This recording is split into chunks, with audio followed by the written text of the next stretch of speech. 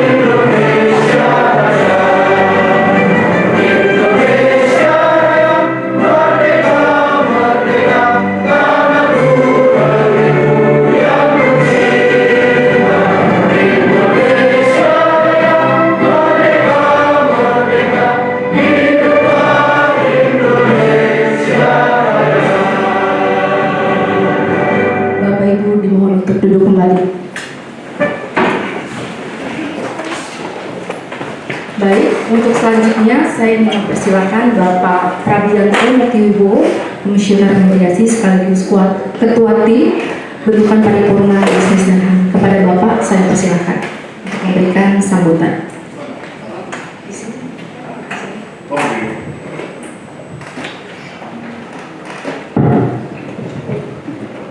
Assalamualaikum warahmatullahi wabarakatuh.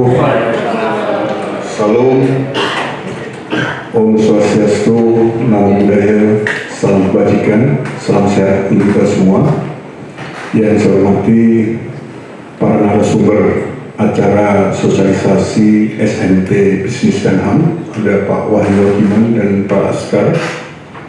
Yang saya hormati Bapak Ibu perwakilan dari kementerian yang telah hadir, ada Kementerian Koperasi, ada Kementerian UKM. Masih bersatu kan Bu ya? Oh, sekarang sudah dipisah. Kementerian Koperasi dan Kementerian UMKM. Kemudian juga dari kantor staf presiden, dari Kementerian Kesehatan, Bapak Ibu yang mewakili dari korporasi atau dari pelaku usaha yang saya hormati yang tidak bisa saya sebut satu persatu. Kemudian juga dari para peserta lain, baik yang dari Komnas HAM maupun yang tamu undangan lainnya. Pertama-tama tentunya kami atas nama Komnas HAM Republik Indonesia mengucapkan terima kasih atas kehadiran Bapak Ibu sekalian memenuhi undangan kami dalam rangka sosialisasi standar, norma, dan pengaturan tentang bisnis dan hak asasi manusia. Bapak Ibu sekalian, melatar belakangi dari pertemuan kita hari ini, tentunya kita ingat semua bahwa tanggal 10 Desember itu merupakan Hari HAM sedunia, Hari Hak Asasi Manusia sedunia yang dideklarasikan sejak tahun 2008, jadi kurang lebih 76 tahun. Hak asasi manusia ini secara global, secara internasional sudah dikumandangkan, dan kalau kita mengacu di dalam dokumen, baik itu dokumen universal hak asasi manusia atau HAM maupun di dalam instrumen pelaksanaannya di dalam konvenan hak sipil politik maupun konvenan hak ekonomi sosial dan budaya, ini semua memang cakupannya sangat luas. Spektrum dari hak asasi manusia itu kalau bisa ibaratkan mulai dari bayi lahir sampai meninggal ke liang kubur, ini selalu beriringan dengan masalah hak asasi manusia. Nah, dalam kaitan ini Bapak sekalian, kalau kita lihat perkembangan dari katakanlah kegiatan dunia usaha, kita sekarang melihat bagaimana rangkaian pasokan ataupun supply chain dan rangkaian nilai tambah itu sudah sedemikian rumitnya kalau digambarkan dalam sebuah gambar ya.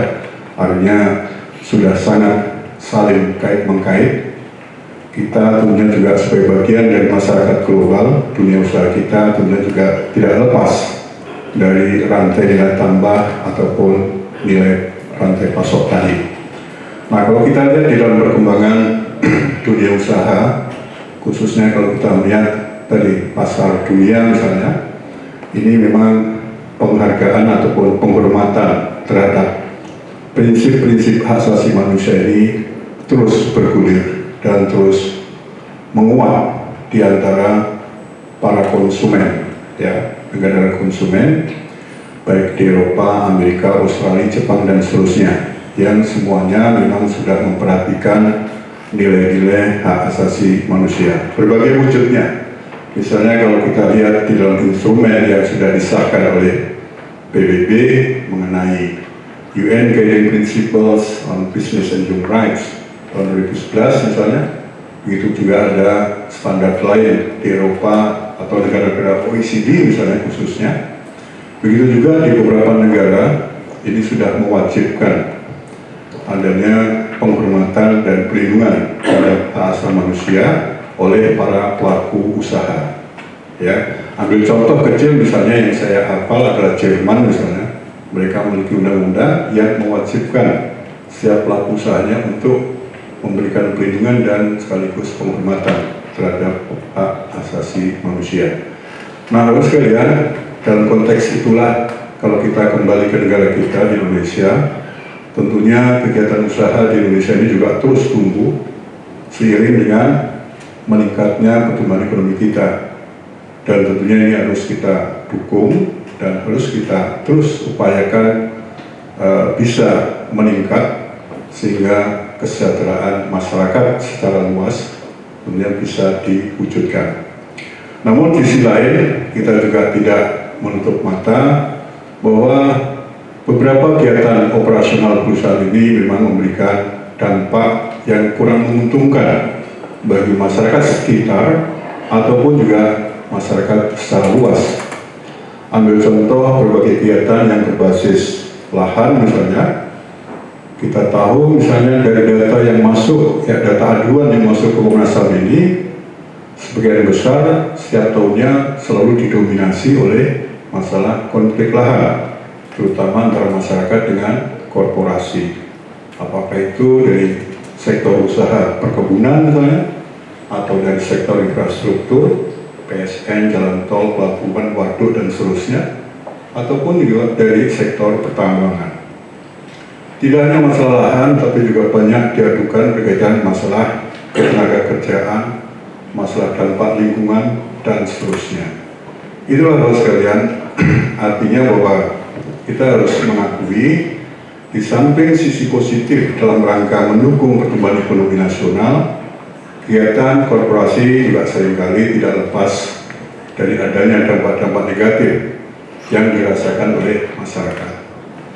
Untuk menghindari dampak itu, disinilah pentingnya kita memiliki sebuah standar. Tadi kalau saya katakan di dunia internasional kita mengenal beberapa standar yang sudah ada. Di Indonesia juga kita tahu bahwa pada tahun 2003 kemarin telah lahir sebuah peraturan presiden mengenai strategi nasional tentang bisnis dan HAM, atau sering kita singkat dengan Stranas BHR. Di dalam dokumen Perpres tersebut diatur kewajiban tidak hanya oleh pemerintah sebagai duty bearer atau sebagai pelindung dari hak asasi manusia, tapi juga kewajiban bagi perusahaan swasta untuk senantiasa menghormati nilai-nilai HAM di dalam kegiatan operasionalnya. Selain penghormatan, tentunya juga di sana para pelaku usaha juga didorong untuk bisa mengembangkan mekanisme remedial, ya, atau akses to remedy. Nah, Bapak sekalian, sejalan dengan proses berjalannya regulasi yang ada di Indonesia, seperti yang saya ambil satu contoh saja tadi adalah Perpres 60 2023 mengenai Stranas HAM. Tentunya Komnas HAM sebagai lembaga independen, ya, sebagai lembaga negara independen yang memiliki tugas untuk menciptakan situasi kondusif dan sekaligus mengawal dalam hal penegakan nilai-nilai HAM di Indonesia, kita berkewajiban untuk mendukung upaya-upaya pemerintah sekaligus juga membantu para pelaku usaha untuk sama-sama bisa melaksanakan prinsip-prinsip bisnis dan HAM tadi dengan baik. Untuk itulah Bapak sekalian, kami Komnas HAM mencoba membuat sebuah standar, ya, sebuah SNP sebagai penjabaran dari instrumen-instrumen HAM yang berkaitan dengan bisnis dan HAM, baik secara internasional maupun regulasi-regulasi nasional. Kita coba istilahnya kita coba interpretasikan, kita coba susun dalam kerangka yang lebih praktis sehingga bisa mudah untuk dipahami dan dilaksanakan oleh semua pihak, khususnya dari para pelaku usaha. Tentunya SNP ini sebagai sebuah dokumen perlu untuk kita sebarluaskan, perlu untuk kita informasikan, perlu kita berikan kepada para pihak yang memerlukan, supaya dokumen ini benar-benar ada manfaatnya untuk bisa menjadi guidelines atau pedoman bagi para pihak, khususnya dunia swasta dalam menghormati nilai-nilai HAM. Di dalam SNP ini, Bapak sekalian, memang kita mengacu pada norma-norma, khususnya norma dari UN Guiding Principles atau UNGPs yang kita kenal. Di sana ada 3 pilar utama yang harus dilaksanakan. Pilar pertama tentunya perlindungan, kemudian perlindungan terhadap hak asasi manusia yang menjadi kewajiban dari pemerintah. Itu kita coba terjemahkan, kita coba interpretasikan aturan-aturannya, kemudian kita tuangkan di dalam SNP ini.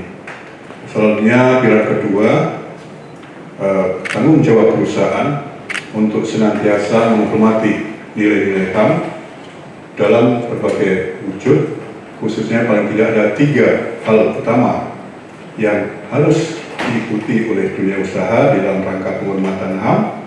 Yang pertama, untuk dipastikan bahwa setiap kegiatan usaha memiliki satu komitmen yang diwujudkan dalam kebijakan secara tertulis dan diinternalisasi dan direfleksikan di dalam pedoman-pedoman pelaksanaan kerja dari lingkup manajemen tertinggi sampai operasional di bawah.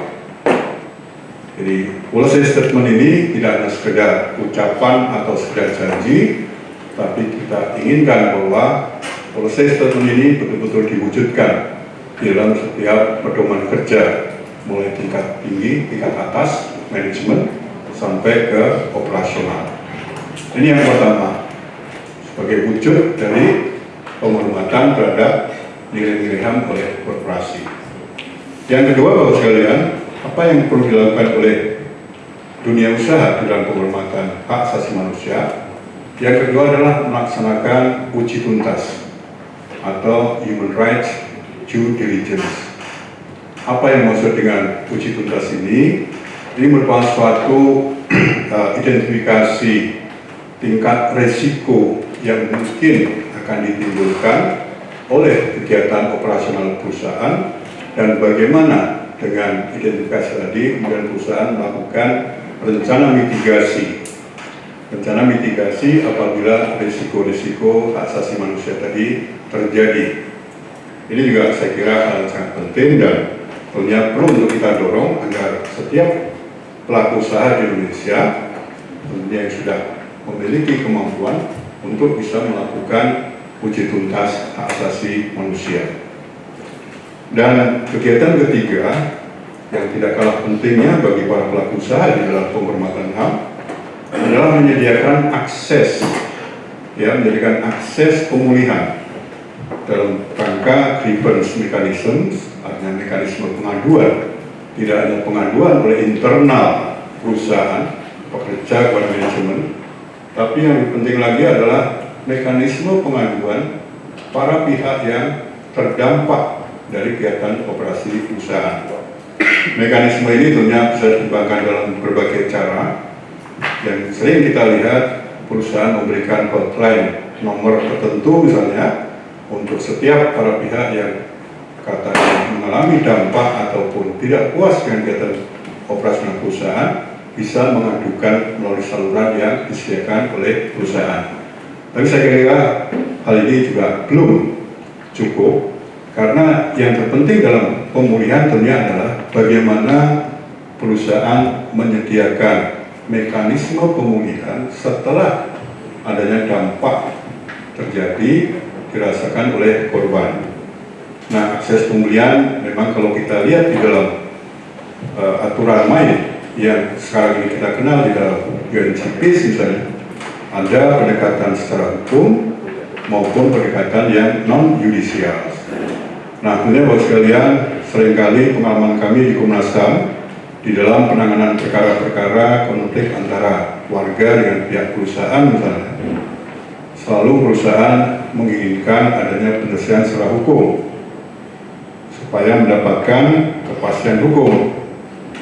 Nah, ini yang seringkali menjadi dilema bagi kita semua, karena kita harus sadari tentunya kalau kita bicara masalah warga masyarakat dengan perusahaan, relasi keduanya tidak seimbang, ya, di mana tentunya perusahaan dengan segala sumber daya yang dimiliki, mereka akan lebih mudah untuk mengakses proses peradilan, baik dalam hal misalnya penyediaan penasihat hukum, kemudian juga mungkin dalam tanda kutip mempengaruhi proses persidangan.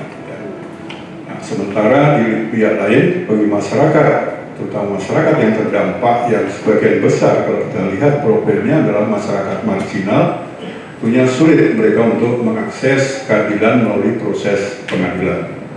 Untuk itulah seringkali kami dari Komnas HAM dengan melihat objektivitas masalah, kita akan mendorong pada proses-proses dialog, proses-proses musyawarah dengan mengedepankan itikat yang baik di antara kedua belah pihak, baik perusahaan maupun pihak warga masyarakat, untuk menyelesaikan setiap perkara melalui proses mekanismenya kita sebut dengan mediasi. Mediasi tentunya akan sangat beda hasilnya dengan proses litigasi, karena mediasi di sana tidak akan mendorong adanya siapa yang menang, siapa yang kalah, ataupun juga tidak mengakibatkan katakanlah kekecewaan dari salah satu pihak karena kalah. Ya. dan juga dari sisi biaya, waktu dan seterusnya, mediasi ini akan lebih menguntungkan tidak hanya bagi pengadu warga masyarakat, tapi juga bagi perusahaan. Kenapa demikian? Karena tadi dengan mediasi, dengan musyawarah, tentunya diharapkan kedua belah pihak bisa mendapatkan kemenangan, ya, mendapatkan manfaat dari proses tersebut, tidak merasa dikalahkan atau tidak merasa dimenangkan. Inilah barangkali satu mekanisme yang penting yang di dalam dokumen-dokumen internasional pun juga didorong adanya mediasi, tidak harus penyelesaian secara litigasi.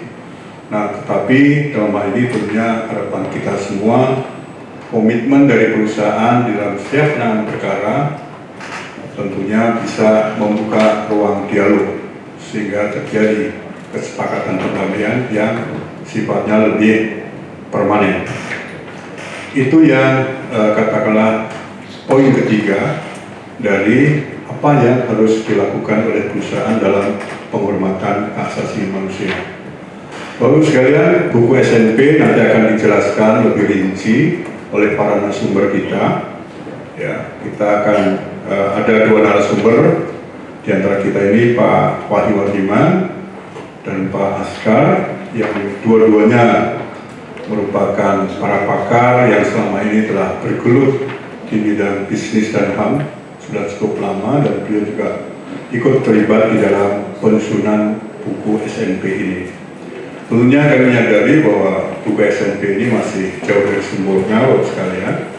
Nah, tentunya lewat sosialisasi, kemudian nanti ada tanya jawab, barangkali ada pandangan-pandangan lain yang bisa untuk kita pertimbangkan menjadi rujukan dalam rangka penyempurnaan dari substansi SNP ini.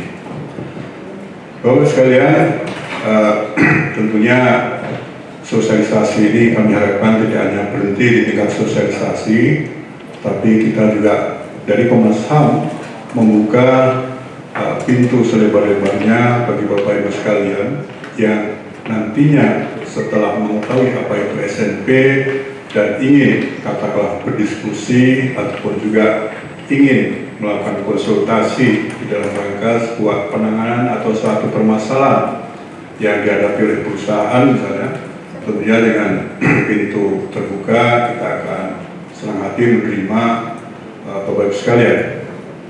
Itu barangkali apa yang ingin saya sampaikan pada kesempatan pembukaan ini, Bapak sekalian. Nanti sekali lagi secara detail, secara lebih jelas substansi dari SNP itu sendiri akan disampaikan oleh para narasumber. Sekali itu, terima kasih atas perhatian dan kehadirannya. Wassalamualaikum warahmatullahi wabarakatuh. Waalaikumsalam. Om Santi Santi Santi Om.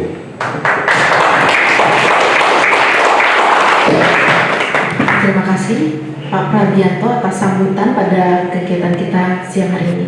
Selanjutnya saya ingin mempersilahkan Pak Sauli untuk memberikan pengantar, sekaligus Pak Sauli ini sekaligus Ketua Tim Penyusunan SNP BHR ya Pak. Pada Bapak saya persilahkan.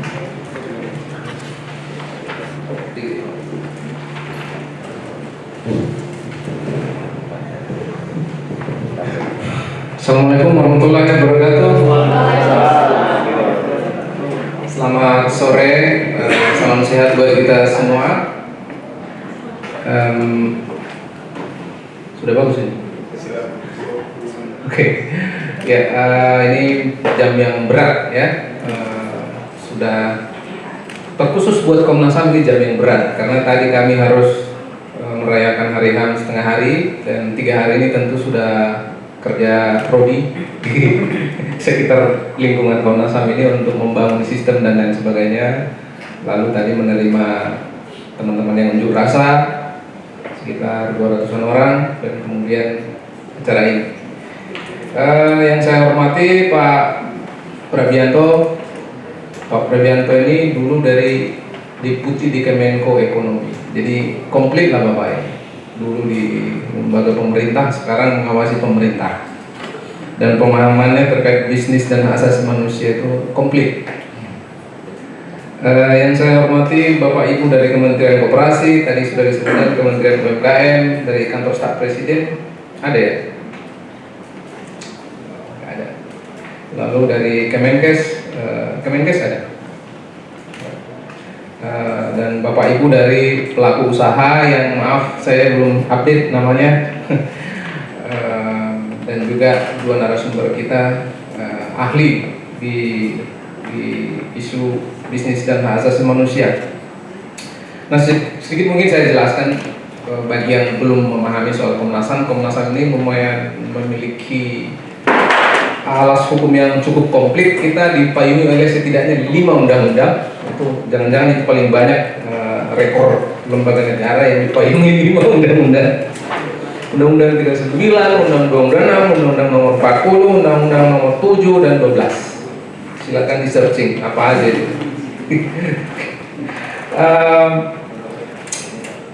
Ya, kami pada kesempatan ini Bapak Ibu ingin mensosialisasikan yang saya pegang ini,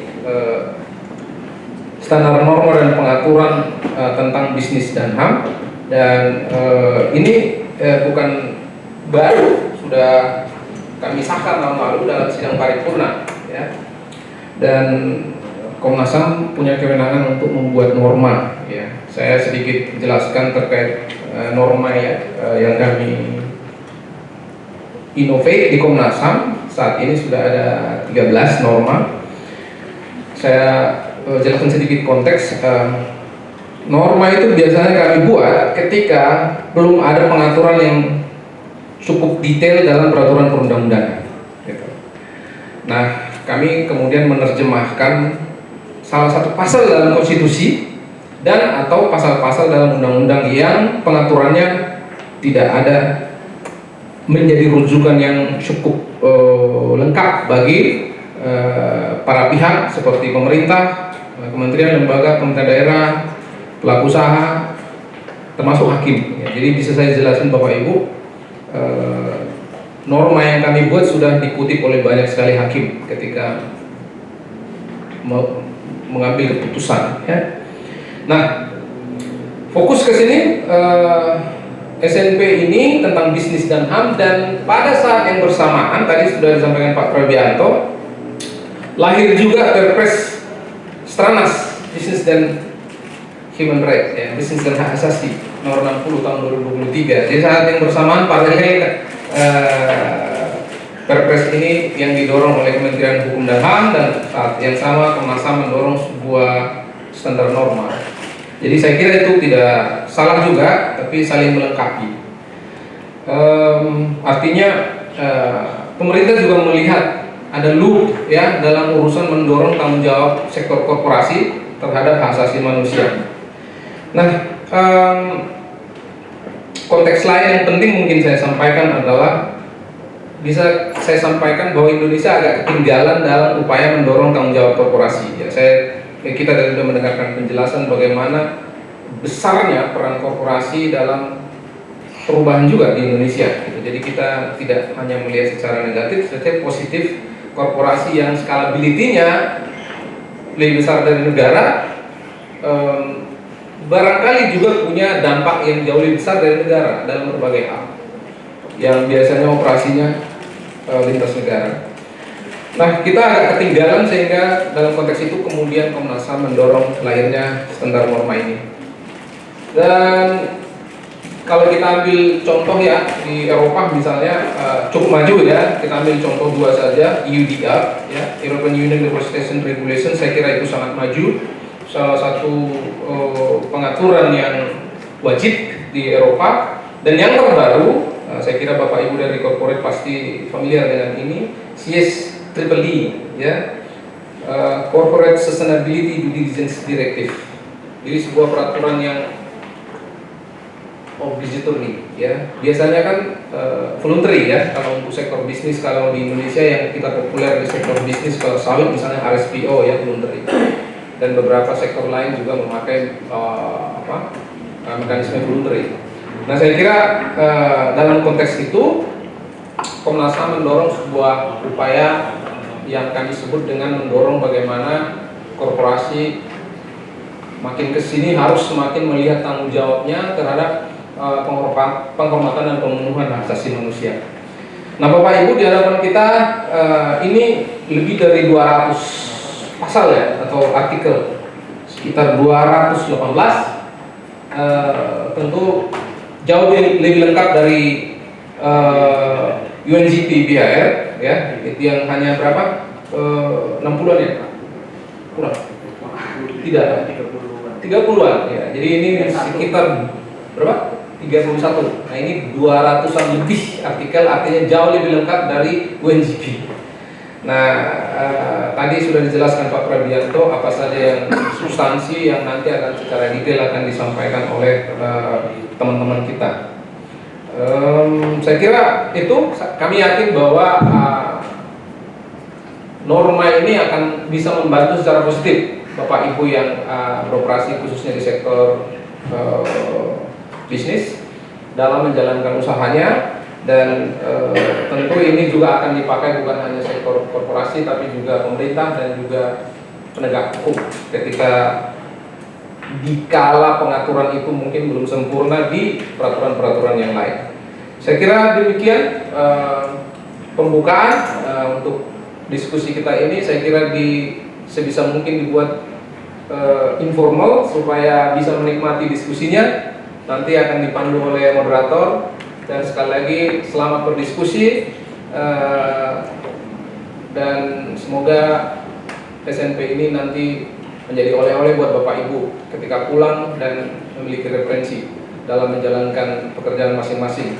Dengan resmi maka diskusi sosialisasi SNP Bisnis dan Hak Asasi ini saya buka. Terima kasih. Wassalamualaikum warahmatullahi wabarakatuh.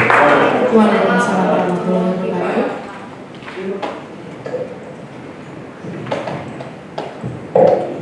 Terima kasih Pak Saurin atas sambutan pembukaannya, pengantar pada diskusi kita hari ini.